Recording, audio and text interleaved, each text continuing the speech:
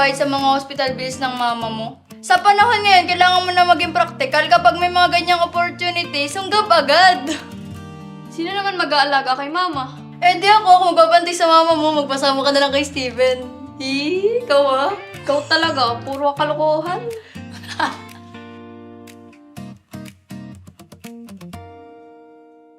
Kinakabahan ako. Baka di ako makuha. Kalma ka lang. Alam kong kaya mo yan. Suportado kaya ako sa'yo. Salamat ha. Buti na lang nandito ka para palakasin ako.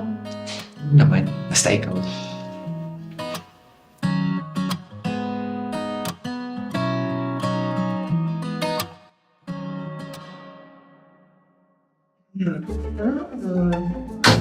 Oh, mag-audition ba kayong dalawa? Ay, ako lang po.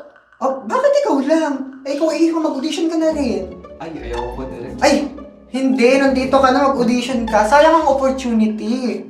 Alam mo ba, marami na ako nagawang indie films. At marami na rin akong mga napasikat. Katulad ni, kilala niyo ba sila?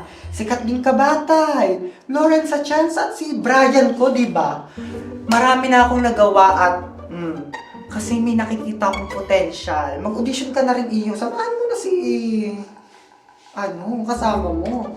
O go na. Sige. Go na yan. Sige. Tara.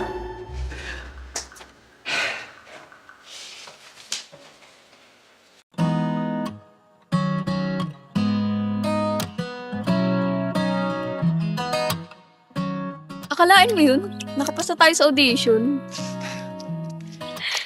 Hindi ko nga akalain na ang galing mo umakting. Kundi lang naman dahil kay mama, di ko naman gagawin yun. Salamat nga pala. Kasi kahit biglaan yung audition, sinamahan mo ko.